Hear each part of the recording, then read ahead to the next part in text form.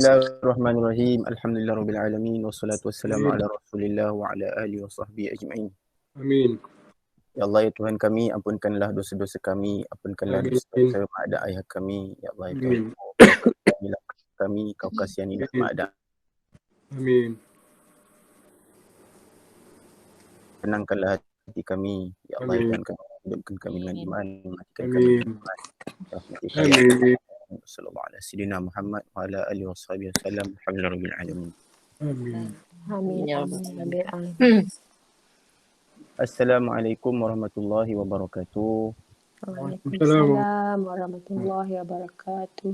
Alhamdulillahi rabbil alamin. Wassalatu wassalamu ala Rasulillah wa ala alihi wa sahbihi ajma'in. Rabbi shrah li sadri wa yassir li amri wahlul 'uqdatam min lisani yafqahu qawli. Yang saya hormati ibu-ibu, ayah-ayah, tuan-tuan dan puan-puan yang mudah-mudahan semuanya berada dalam kesihatan dan juga keberkatan umur, dipanjangkan umur dan dimurahkan rezeki oleh Allah. Satu kita sambung lagi 50 asas pembentukan jiwa dan kehidupan berdasarkan Al-Quran. Pertemuan kita yang ke-10 insya-Allah. Iaitulah sebelum kita masuk kepada asas yang seterusnya, sebagaimana biasa kita akan share, kongsi satu kaedah untuk kita mudah untuk ataupun membantu kita untuk tadabbur Al-Quran. So, kita dapat memahami ayat-ayat Allah Subhanahu Wa Taala dengan lebih berkesan, memberi ataupun tetap di dalam hati kita pesan tersebut, merasai keindahan dan menjiwai pembacaan Al-Quran kita pada setiap kali kita membacanya. Jadi pada kali ini, kaedah yang saya nak kongsikan ialah idza nafallahu an nafsihi syai'a,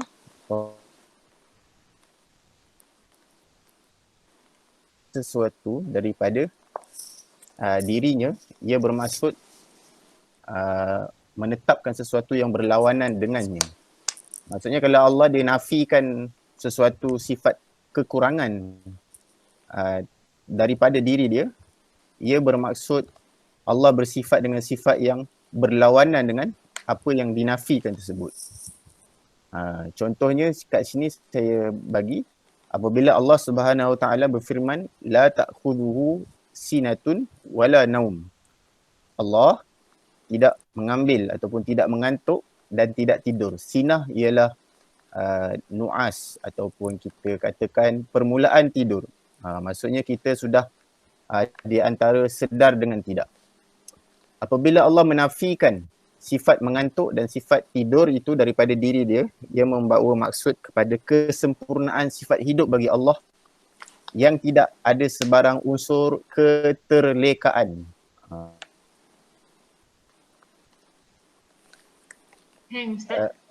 Apabila Allah Subhanahu Wa Taala menafikan sesuatu sifat kekurangan daripada diri dia, menunjukkan Allah Subhanahu Wa Taala bersifat dengan sifat yang berlawanan dengan sifat kekurangan tersebut, untuk menunjukkan bahawa kalau di sini nak bagi tahu tidak ada sesuatu unsur ataupun satu detik sekalipun di dalam diri kita adanya ketika Allah terleka daripada apa yang kita fikirkan atau apa yang terdetik di dalam hati kita, atau yang sedang kita bercakap, atau yang apa-apa saja yang sedang kita lakukan. Kalau kita lihat di sini, sifat-sifat Allah Subhanahu Wa Taala, sifat-sifatnya yang sempurna itu tidak sama dengan sifat-sifat yang sempurna sebagaimana manusia. Manusia dia kalau dia sempurna, manusia yang sempurna dia perlu kepada tidur. Manusia yang sempurna bukan tidur. Manusia yang sempurna dia merupakan seorang yang boleh tidur. dia perlu kepada tidur. Maksudnya manusia yang tidur tu dia sempurna lah. Kalau dia tak tidur dia sakit, ada insomnia dan sebagainya. Contohnya manusia yang sempurna dia akan hendak berkahwin. Tetapi tidak semestinya sesuatu yang sempurna di sisi manusia itu adalah sempurna di sisi Allah Subhanahu Wa Taala. Jadi di situ keagungan Allah Subhanahu Wa Taala tidak dapat untuk dibanding-bandingkan dengan manusia. Tidak ada langsung satu contoh yang boleh diberikan daripada sifat-sifat manusia. Contohnya di sini apabila Allah menafikan dia dengan sifat mengantuk dan tidak tidur, menunjukkan bahawa Allah Subhanahu Wa Taala itu sentiasa kesempurnaan. La yadhlimu rabbuka ahada, contoh. Allah menafikan sifat zalim. Allah berfirman, dan Tuhan kamu tidak menzalimi seseorang pun. Kalau dalam ayat lain, wa ma rabbuka bidhallamil lil abid. Allah tidaklah bersifat dengan sifat zalim terhadap hamba-hambanya. Menunjukkan di situ Allah Subhanahu Wa Taala bersifat dengan sifat yang adil, di mana keadilan itu adalah kemuncaknya yang tidak ada tanding taranya dengan keadilan yang ada di muka bumi. Jika kita lihat di muka bumi ini ada orang yang paling adil, pemimpin yang paling adil, keadilan pemimpin tersebut tidak langsung mampu terbanding dengan keadilan Allah Subhanahu Wa Taala, yang mana keadilannya adalah suatu keadilan yang bersifat sempurna. Justru semua hukum hakam yang Allah Subhanahu Wa Taala turun,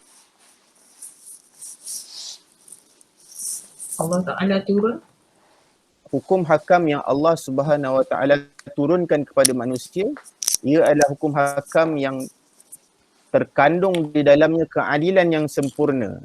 Jika kita merasakan ada part-part tertentu, bahagian-bahagian tertentu daripada hukum hakam yang kita katakan ataupun kita rasa menurut akal kita yang cetek, ia adalah hukum yang tidak adil, maka ketahuilah yang perlu ditohmah itu bukan hukum tersebut tetapi akal kita.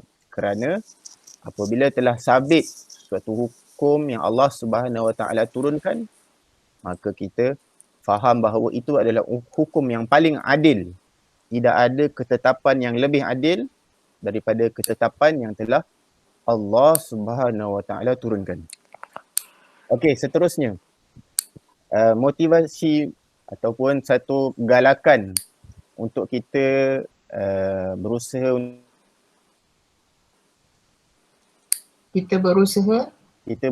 untuk tadabbur Al-Quran. Saya petik kisah ini adalah kisah daripada perkataan Umar Abdul Aziz.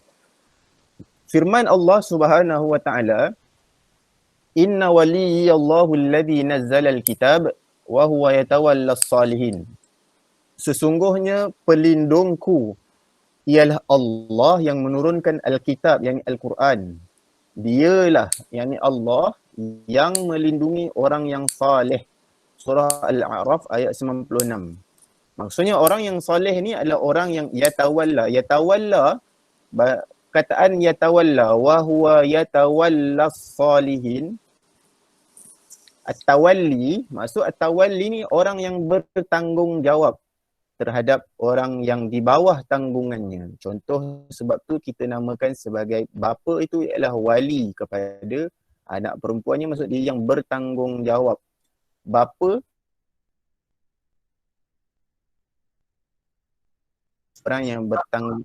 orang yang bertanggungjawab terhadap anak-anak dan juga orang yang berada di bawah tanggungannya.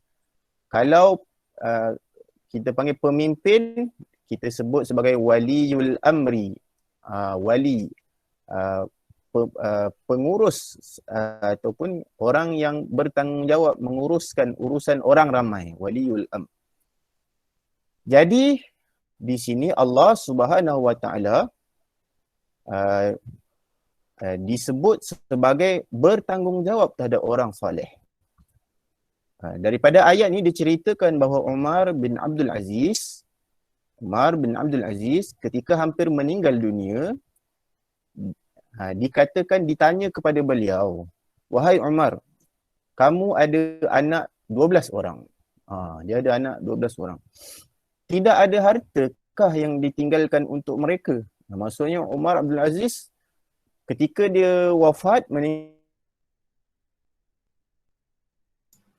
ketika dia wafat, dia meninggal dunia, dia tidak mewariskan kepada anak-anak ataupun tidak meninggalkan harta pewarisan kepada anak-anaknya. Maksud habis guna dah.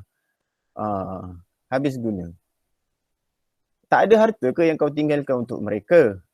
Lalu beliau membaca ayat di atas. Inna waliyallahu alladhi nazzala alkitab wa huwa yatawallas salihin. Sesungguhnya pelindungku ialah Allah yang menurunkan Al-Quran, dialah yang melindungi, bertanggungjawab terhadap orang yang saleh. Kata beliau selepas dia membaca, kata Umar Abdul Aziz selepas beliau membaca ayat itu, beliau berkata, aku tak perlu tinggalkan mereka apa-apa harta.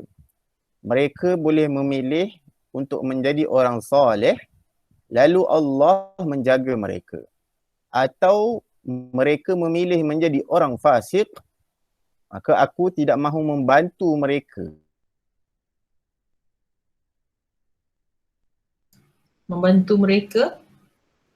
Membantu mereka, yakni dengan meninggalkan harta kepada mereka. Maksudnya kalau anak-anak mereka itu memilih jalan fasik, jalan kemaksiatan, jadi Umar Abdul Aziz ni dia tak nak kalau ada harta peninggalan nanti anak-anak dia akan gunakan harta tu untuk jalan-jalan yang tidak baik. Jadi Umar dikata aku tak nak jadi orang yang ada share terhadap perbuatan mereka. Tetapi kalau mereka memilih untuk menjadi orang saleh, maka aku tak perlu risau. Aku tak tinggalkan harta pun tak apa kerana aku meninggalkan Allah sebagai orang yang bertanggungjawab melindungi mereka.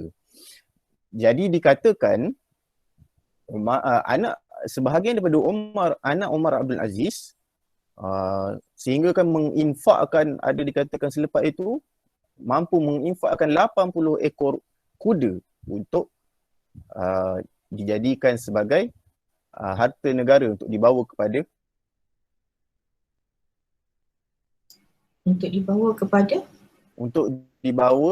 atau digunakan oleh pihak kerajaan untuk tujuan jihad.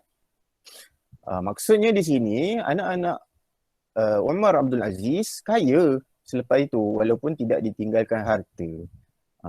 Jadi itu yang orang kata anak-anak ni instead of kita tinggalkan harta, kita tinggalkan mereka dengan ilmu. Maka dengan ilmu mereka akan mendapat akhirat, dengan ilmu mereka akan mendapat dunia yang digunakan untuk tujuan akhirat.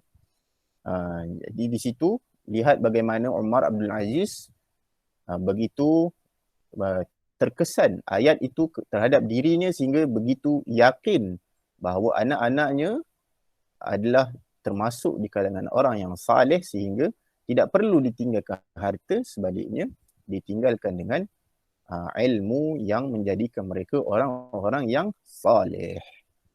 Mudah-mudahan. Terus mengadaptasikan ayat-ayat Al-Quran di dalam diri kita. Okey, masuk kepada asas yang ke-20. Siapa yang dihina oleh Allah tiada lagi kemuliaan. Allah Subhanahu wa taala berfirman, "Wa man yuhinillahu fama lahu min mukrim." Sesiapa yang dihina oleh Allah, wa man yuhinillah, wa man sesiapa yuhini yang dihina Allahu oleh Allah, fama tiada lagi, maka ada di situ fa, ada jawab di situ. Maka tiada lagi baginya, lahu baginya, sesiapa yang boleh memuliakannya lagi, mim mukrim, fama lahu mim mukrim. Mukrim ni orang yang memuliakan. Maksudnya kalau seorang itu dia dihina oleh Allah,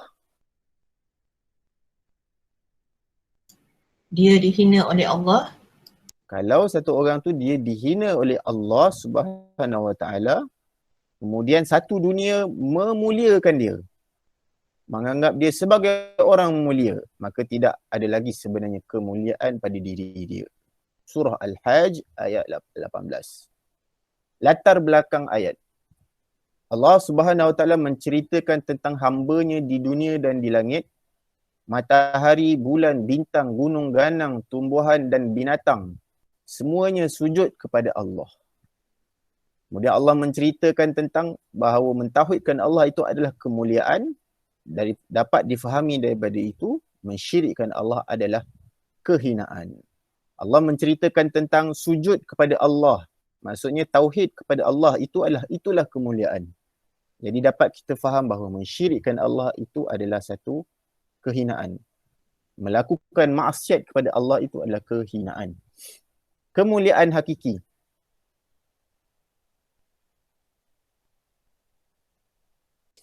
Kemuliaan ialah melazimi istiqamah. Tidak ada kemuliaan lebih besar daripada Allah Subhanahu Wa Taala. Allah Subhanahu Wa Taala memberi taufik di atas apa yang Allah suka dan redha. Kemuliaan yang besar itu bermaksud ialah apabila Allah Subhanahu Wa Taala dia bagi kita taufik untuk kita di atas apa yang dia suka dan redha. Apa maksud taufik? Kita dah belajar, kita baca satu hadis, contohnya 2 rakaatan qabla al-fajri, rakaatan sebelum solat fajar itu lebih baik khairun minad dunya wa ma fiha, lebih baik daripada dunia dan seisinya. Kita faham, kita suka, kita nak buat. Kemudian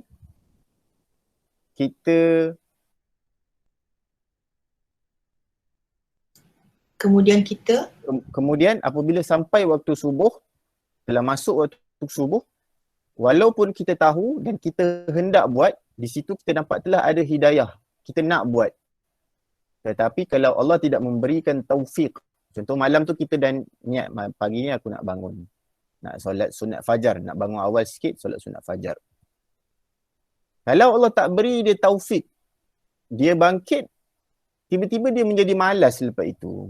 Menunjukkan bahawa orang itu tidak diberi taufik. Dia orang panggil, kalau orang Terengganu panggil, tak bertemu siku. Macam mana?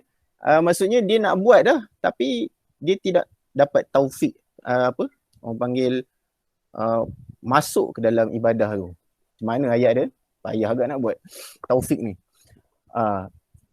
Jadi di situ Ustaz, maaf Ustaz, maksudnya Ustaz,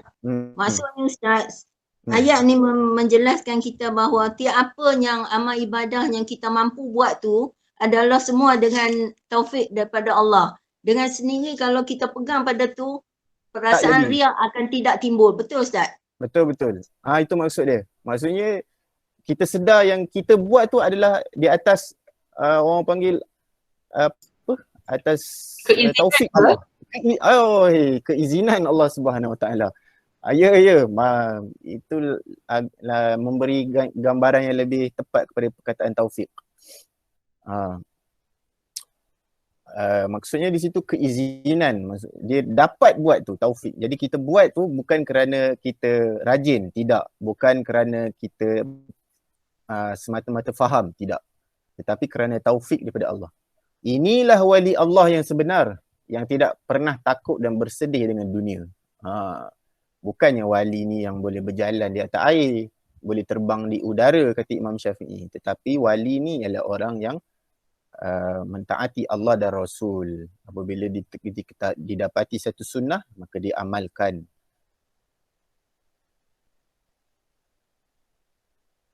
Wali Allah Subhanahu Wa Taala yang tidak pernah takut dan bersedih dengan dunia. Okey. Kehinaan hakiki. Kehinaan ialah apabila melakukan maksiat, kemudian dia bangga dengan kemaksiatan serta dia meringankan taubat. Maksudnya dia Dia melakukan maksiat itu adalah satu yang kita panggil tidak ada manusia yang terlepas. Tetapi yang menjadi masalah ialah apabila dia bangga dengan kemaksiatan serta dia meringan-ringankan taubat. Ada masa lagi. Ada masa lagi. Maka dia merasakan dia ada masa lagi. Ataupun dia bangga. Allah telah sembunyikan maksiat dia, tidak ada orang tahu. Kemudian dia cerita tentang apa yang dia buat. Dia buat malam tadi, dia buat tak elok. Siang dia cerita dengan kawan-kawannya dengan bangganya. Maka di sini Allah Subhanahu Wa Taala di sini adalah satu kehinaan yang hakiki apabila sebagaimana Nabi sallallahu alaihi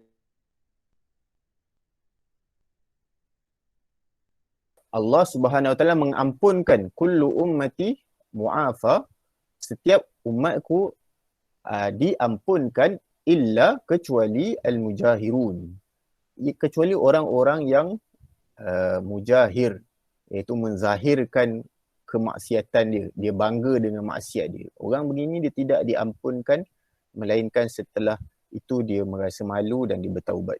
Tapi pada asalnya orang yang sebegini tidak diampunkan.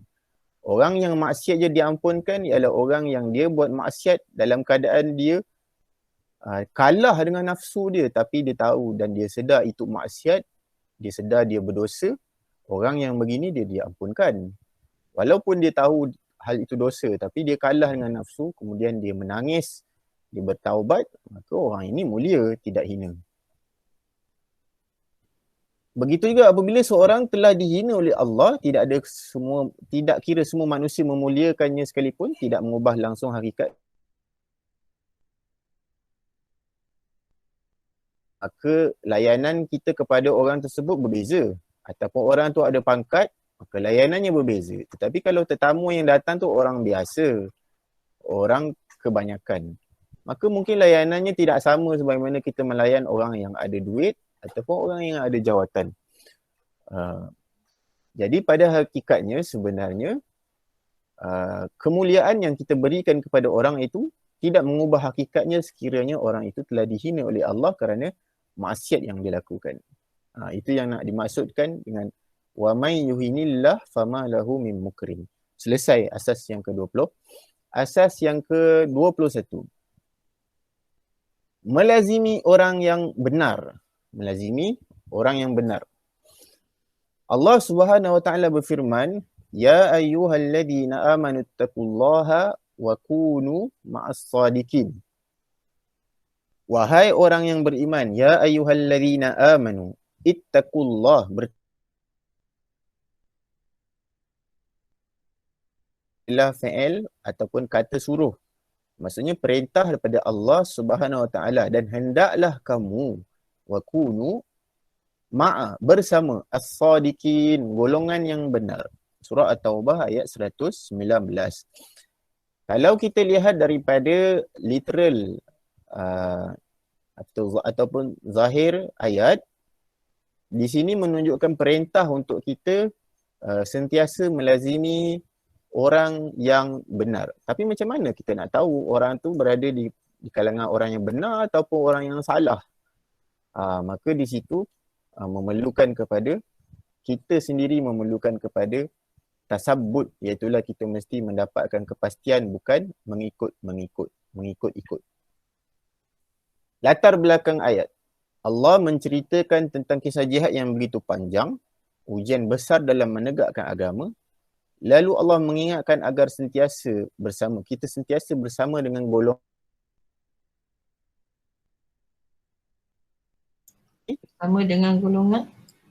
yang benar. Maksudnya dalam kehidupan ni, kalau latar belakang ayat tu tentang jihad, kalau dari sudut konteks yang lebih luas, kehidupan kita ni, sepanjang kehidupan kita ni, kita akan melalui satu kehidupan yang penuh, yang panjang, yang mana dalam setiap detik kehidupan kita itu akan ada ujian dan masalah. Kan kita tahu hidup ni mana ada sunyi daripada masalah. Sampaikan mati pun ada masalah lagi. Kita kata kalau mati habis masalah, belum habis lagi masalah pula dalam kubur pula kan, dan sebagainya. Bahkan kita mati masalah kat orang pula. Kalau kita ada hutang lah macam-macam, orang pula masalah. Kau ni mati, hidup menyusah, mati menyusah kadang-kadang kalau ahli waris jenis cakap lepas kan. Jadi di situ kita dapat faham bahawa hidup kita ini adalah sebenarnya Hidup kita ini adalah walaupunlah kita tidaklah namakan dia sebagaimana jihad peperangan itu, tetapi pada hakikatnya ia adalah satu jihad dalam konteks yang lebih luas, maksud yang lebih besar. Jihad kita untuk melawan segala macam kemaksiatan. Sebagaimana dinukilkan ataupun disebutkan, ada seorang cerdik pandai dia berkata, mati di jalan Allah itu susah, tetapi yang lebih susah ialah hidup di jalan Allah. Mati di jalan Allah susah, tetapi hidup di jalan Allah lebih susah. Sebab hidup ni tak habis lagi. Mati tu kalau kita akhirnya kita mati di jalan Allah, di akhirnya kita melakukan kebaikan, amal soleh, mati dalam keadaan baik, maka kita mati mudah-mudahan di jalan Allah. Tetapi yang panjangnya ialah kehidupan ni.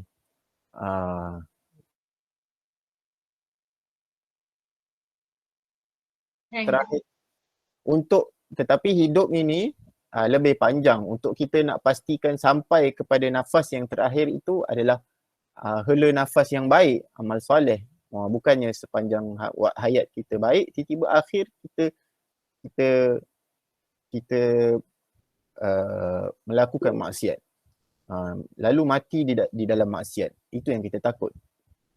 Jadi kita dapat faham di sini Allah Subhanahu Wa Taala meminta atau memerintahkan kita untuk melazimi orang-orang yang benar, menunjukkan bahawa kita memerlukan kepada support system, perlukan kepada suasana yang kondusif, suasana yang baik untuk kita menjadi orang yang baik.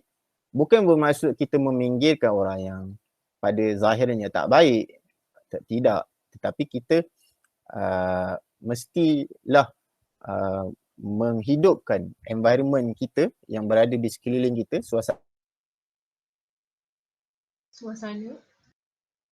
sekeliling kita itu sebagai suasana di kalangan orang-orang yang baik, orang-orang yang benar imannya, benar amalnya.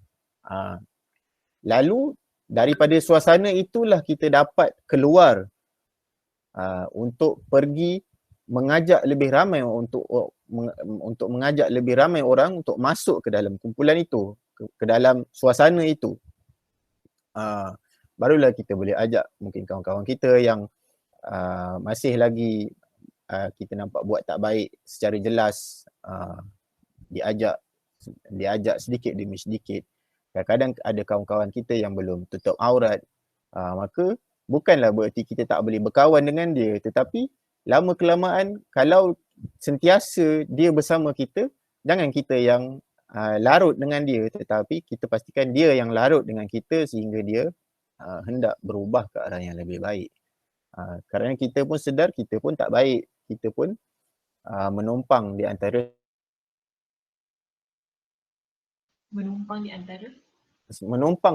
satu sama lain. Sebagaimana kata cerdik pandai, hidup ini tumpang menumpang, tidak ada yang kaya, tidak ada yang miskin. Semuanya sama, semuanya saling memerlukan di antara satu sama lain.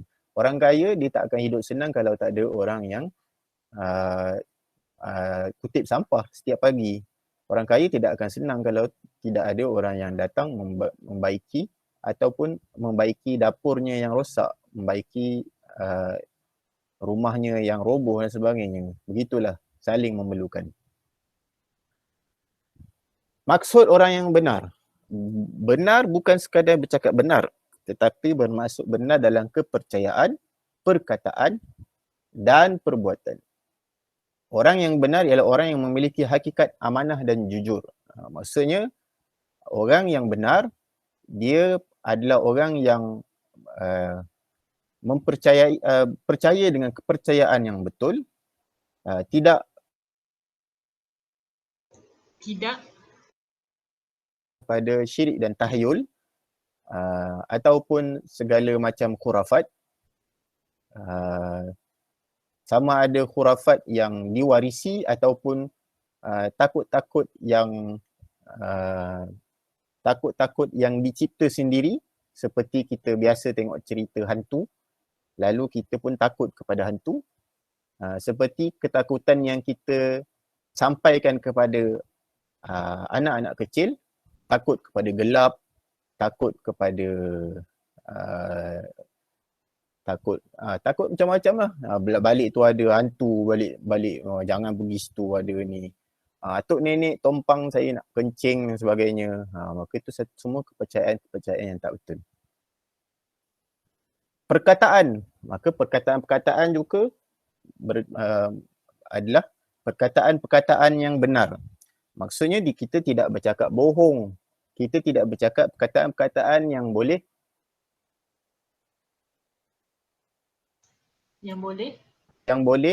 perkataan yang boleh mengeluarkan kita daripada daerah Islam. Contohnya Nabi SAW sebut, dia kata, baginda sebut, ada di kalangan manusia ni yang mana dia bercakap dengan perkataan yang mana dia tidak peduli pun. Maksudnya cakap-cakap kosong. Sedangkan sebenarnya perkataan itu boleh menyebabkan dia jatuh ke dalam neraka dengan kedalaman yang iaitu sab'una kharifa. 70 kharif ni 70 musim luruh. Maksudnya 70 musim. Jauh lah, panjang, lama. Maksudnya kadang-kadang kita cakap perkataan tu kita kelakar-kelakar je. Kita cakap nak melawak-melawak, tapi sebenarnya ada percakapan-percakapan yang boleh menyebabkan kita tergelincir dan kita berdosa. Ustaz bagi contoh Ustaz, perkataan yang macam mana tu boleh kita tergelincir Ustaz? Takut nanti Hang Ustaz.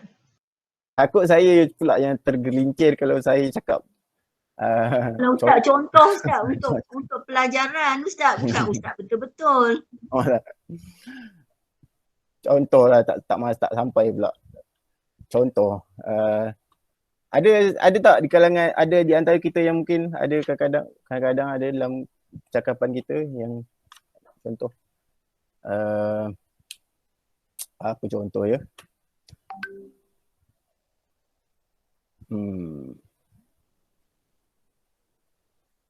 Ustaz, kalau biasa orang kata nasib baik, macam mana tu Ustaz?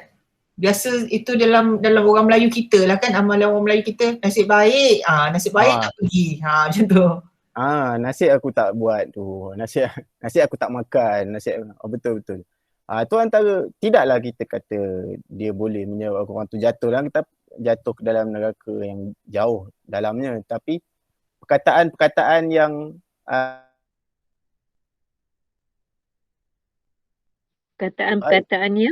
yang boleh memberi implikasi yang tak baik kepada akidah kita. Walaupun nampak biasa kan, nasib. Kalau Ustaz, macam kalau contoh Ustaz, dah aku bagi tahu dia tu bawa sial, engkau tak percaya. Macam tu ya Ustaz? Tu antaranya kita kata orang bawa sial, bawa orang tu datang bawa musibah dan sebagainya. Mana ada satu orang itu beriring dengan dia sial ataupun musibah, melainkan ianya semuanya datang daripada Allah, bukannya daripada makhluk. Maaf Ustaz, saya ada dengar lafaz seseorang macam ni, dia kata apa yang kita buat ni Allah Ta'ala kan tahu. Dia punya lafaz dia, Allah Ta'ala tak tahu. Allah tahu apa yang kita buat, Allah tahu hati kita. Jadi aku ni tak solat ke apa ke, tapi Allah tahu aku. Macam tu. Macam mana nak cakap? Bila dengar tu kan kita macam mana nak nasihatkan dia tu, nak cakap kita ni bukan ahlinya kan. Jadi macam mana tu Ustaz? Allah tahu aku. Macam tu. Allah kan maha tahu. Dia kan tahu sekian makhluk dia. Dia yang menciptakan kita. Dia pula bersyarah macam tu kat kita. Macam mana tu Ustaz? Saya rasa Ustaz maksudnya dia kata dia tak solat tak apa, Allah tahu dia baik walaupun dia tak solat, walaupun dia tak beribadah. Itu agaknya maksudnya tu. Wallahu alam kan kemampuan dia ke apa ke. Tapi dia mentaklidkan macam tu menyebabkan kalau orang lain dengar, orang lain pun akan pegang kata dia tu. Macam mana tu Ustaz? Yelah macam ada orang kata apa guna kita pakai tudung kalau hati tak baik dan sebagainya. Okey, respon saya perkataan-perkataan macam tu dia memang dia memang membawa kepada fahaman ataupun kepercayaan yang salah, yang mana dia kalau nak dikategorikan dikategorikan mengikut kategori mazhab, dia dinamakan sebagai mazhab Jabariyah. Dia panggil mazhab Jabariyah ataupun mazhab Jahmiyah. Iaitulah mereka yang mengatakan iman hanyalah di dalam hati. Iman tidak ada kaitan dengan amalan. Iman tidak ada kaitan dengan amalan. Dia adalah semata-mata di dalam hati. Maksudnya mereka ni faham macam iman ni sama je. Satu orang yang percaya kepada Allah, maka dia tidak ada beza dengan di antara orang A dan orang B. Tidak ada yang membezakan. Maksudnya percayalah. Sedangkan yang difahamkan sedangkan fahaman yang kita faham ataupun yang benar kefahamannya menurut ahli sunnah, setiap orang berbeza berdasarkan amalan di sisi Allah Subhanahu Wa Taala. Orang yang lebih banyak beramal di sisi Allah dengan ikhlas, dia berbeza dengan orang yang sedikit amalannya. Itu yang pertama. Dia membawa kepada, kalau kita kategorikan mengikut mazhab, maka dia terkeluar daripada mazhab ahli sunnah. Dia adalah satu kepercayaan yang salah. Yang kedua, jika dia mengatakan bahawa Allah tahu. Kalau yang tadi dia tak nak beramal sebab dia kata dia beriman, Allah tahu dia beriman. Cuma dia jadi tak perlu sembahyang. Jadi itu satu kategori. Kategori yang kedua, apabila dia mengatakan apa yang kita dah buat ni ataupun yang kita akan buat ni, maksudnya nanti asar ni Allah dah tahu kita sembahyang ke tak. Jadi maksudnya dengan takdir Allah aku sembahyang, dengan takdir Allah juga aku tak sembahyang. Jadi semuanya adalah takdir Allah. Jadi aku tak bersalah. Yang salahnya takdir. Betul tak kalau saya kata macam tu? Itu yang dimaksudkan. Lebih kurang macam tu lah Ustaz. Ini yang kita panggilkan, kalau dikategorikan juga, ini dinamakan sebagai Jabariyah. Iaitulah manusia ini tidak mempunyai pilihan. Semuanya adalah ketetapan daripada Allah Subhanahu Wa Taala. Kita hanya buat, kita pergi, kita bergerak, kita berjalan, ini adalah ketetapan Allah. Kita masuk kita minum arak, maka ini adalah ketetapan Allah. Ustaz.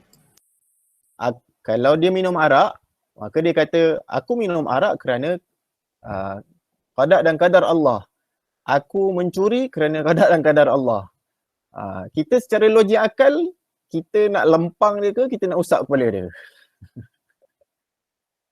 Orang yang cakap macam ni. Ada respon tak? Ke saya hang? Tak. Continue Ustaz. Tak, soalan saya, orang yang macam ni kita nak lempang dia ke kita nak usap dia lagi? Nak usap. Orang juga Ustaz. Kalau ada kudrat lempang lah. Tak ada kudrat Ustaz, lempang orang. Tak ada kudrat. Tak ada kudrat, tak lempang orang.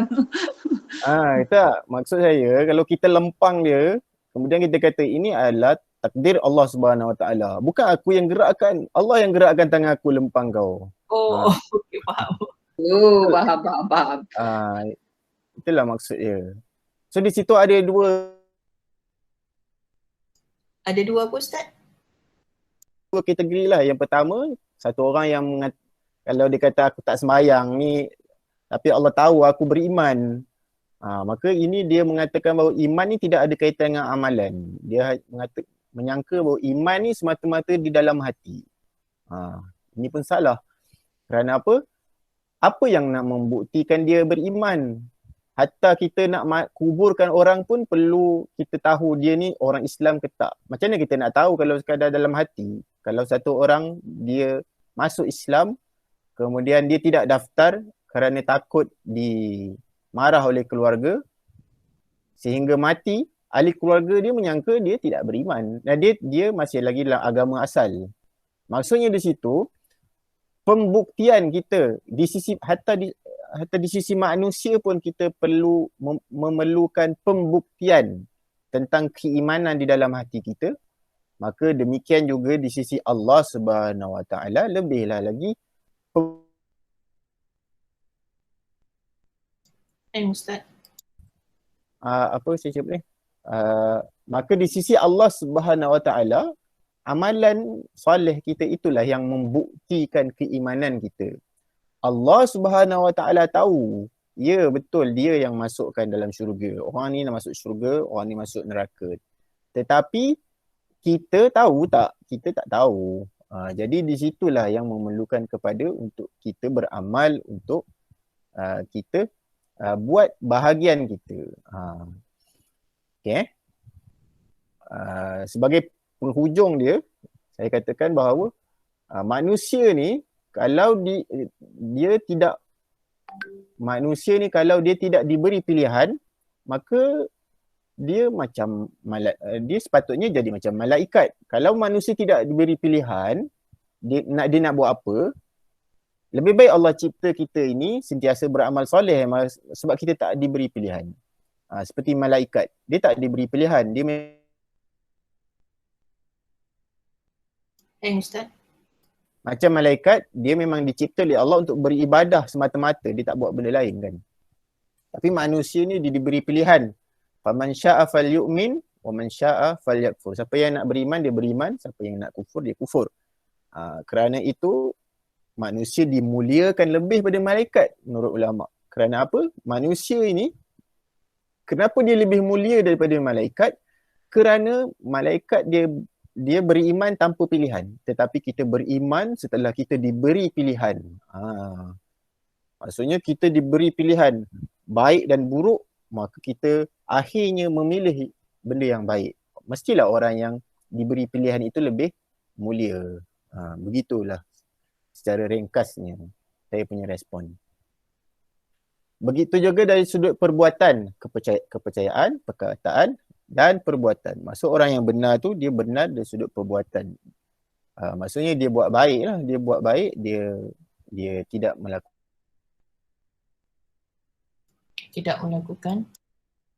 maksiat. Okey, habis. Kebenaran menyelamatkan. Ada banyak contoh sebenarnya yang kita lihat orang yang berada di pihak yang benar, pada akhirnya dia akan menang. Kalaupun dia tidak menang di dunia, dia dilihat kalah oleh manusia, pada hakikatnya dia menang di sisi Allah Subhanahu Wa Taala. Tapi kalau kita lihat contoh yang hidup, kisah Nabi Yusuf ketika dilemparkan tuduhan sehingga dipenjarakan.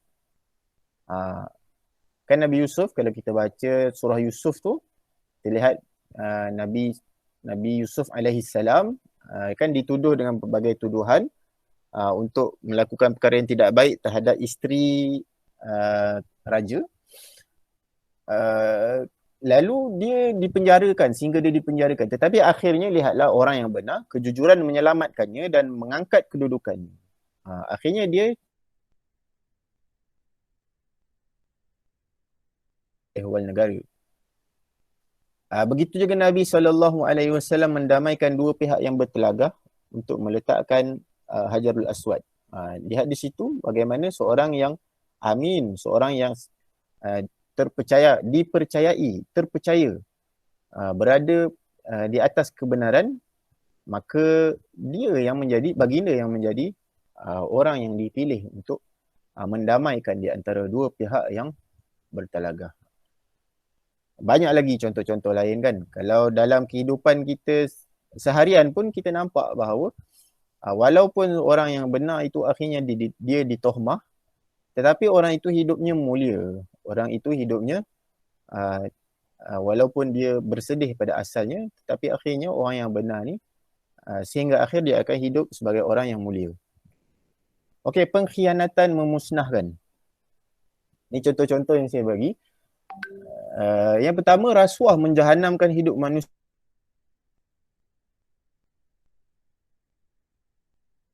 Bagaimana lori yang pakai tayar celup lepas lepas tidak dikenakan tindakan, bawa lebih muatan dan sebagainya, lepas, ada yang lepas, sehingga lori-lori yang beginilah yang menyebabkan antara punca kepada tayar pecah di highway sehingga merosakkan ataupun membahayakan nyawa orang yang lain kan. Itu yang kecil yang kita boleh nampak seharian. Banyak lagi menunjukkan bahawa rasuah ni menjahanamkan hidup manusia dunia dan akhirat. Yang kedua, berita palsu meresahkan, menyusahkan hidup manusia. Orang bawa cerita tak betul, memfitnah orang lain. Kita dapati memang benda ni akan menyebabkan porak-peranda kan. Bahkan kalau orang yang sebarkan hadis palsu, maka akhirnya orang beramal dengan amalan yang salah.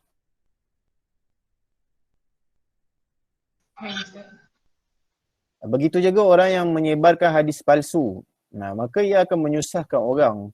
Dia menyusahkan orang kerana orang apabila dah percaya sesuatu amalan, dia susah nak tinggalkan. Susah nak dibetulkan. Maka dia percaya satu benda yang salah. Dia sangka benda tu baik. Asalkan baik, maka dia pun buat. Sebenarnya ia adalah palsu. Penipuan dokumen, contoh kan. Dan seterusnya, kabel, menghina kredibiliti dan akal orang yang cerdik pandai.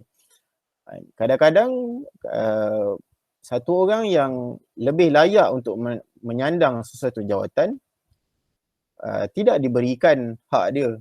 Kerana apa? Kerana dia kalah dengan kabel kan. Dia kalah dengan adanya orang dalam yang mengambil orang lain yang mempunyai kaitan dengan dia. Maka dia pun diberikan jawatan dan dia menafikan hak orang yang berhak, yang memiliki lebih kredibiliti dan akal yang cerdik. Walau begitu, budaya kabel ini bukanlah salah 100%. Saya tidaklah sokong, tetapi dari sudut integriti, budaya kabel memang boleh menimbulkan fitnah yang besar. Tetapi dia bukanlah 100% salah. Contohnya, ada dua kandidat, dua calon yang dilihat sama kemampuan untuk mengisi pos jawatan ataupun kedudukan tertentu. Tetapi di antara dua calon ini, satu daripadanya ialah orang yang mempunyai hubungan dengan penembuduga ataupun mempunyai hubungan kekeluargaan ke dan sebagainya. Maka di sini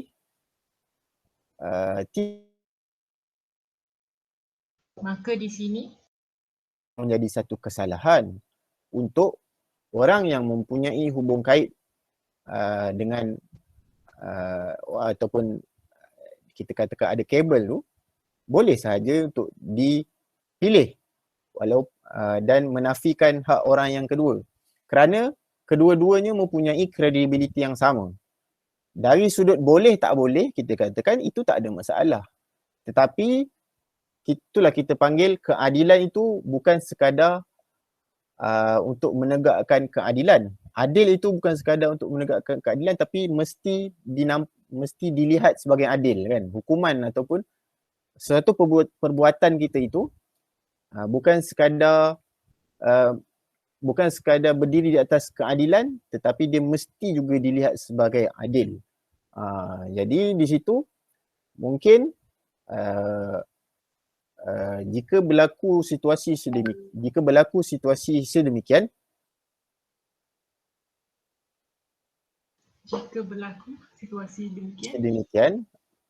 mungkin lebih baik juga untuk kita tidak memberikan kepada orang yang mempunyai hubung kait ataupun kabel dalam sesuatu jawatan tersebut.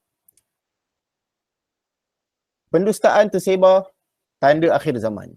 Nabi SAW sabda, sayati 'alan nas sanawatun khadda'at yusaddaqu fiha al-kadhib wa yukadzabu fiha as-sadiq wa yu'tamanu fiha al-kha'in wa yukhawwanu fiha al-amin wa yantiqu fiha ar-ruwaybidah qila wa mar-ruwaybidah qala ar-rajulu at-tafah yatakallam fi amri al-'amah.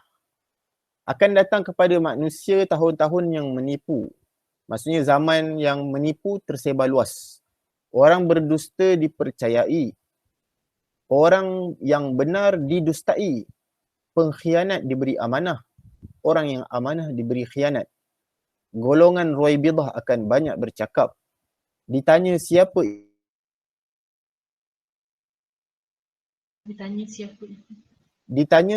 itu Ruwaybidah.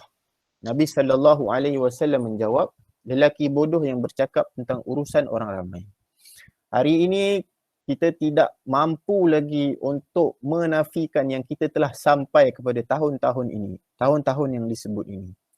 Jelas sekali dengan munculnya media-media sosial yang memberikan kebebasan bercakap, maka kita dapati memang golongan Ruwaybidah, iaitu orang yang tak tahu, kemudian dia bercakap tentang urusan orang ramai.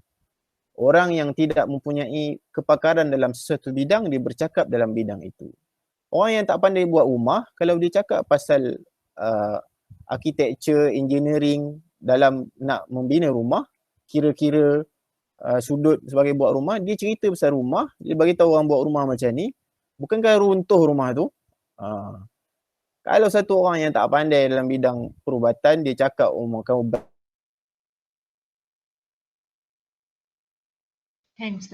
maka orang yang ikut tu dia sakit, dia mati, maka kita tengok bahawa bagaimana Ruwaybidah ini berleluasa pada hari ini. Begitu juga orang yang tidak mempunyai keilmuan dalam bidang agama, maka kemudian dia bercakap tentang hukum hakam, yang ini salah, yang ini betul, kan? Maka dilihat di situ ia menyebabkan kita berada dalam suasana yang memang kita tak best langsung lah, kita rasa tak seronok dan kita rasa senak dada kita. Wallahu a'lam. Untuk hari ini pembentangan saya sekadar itu saja. Kalau ada apa-apa soalan sebelum kita tutup,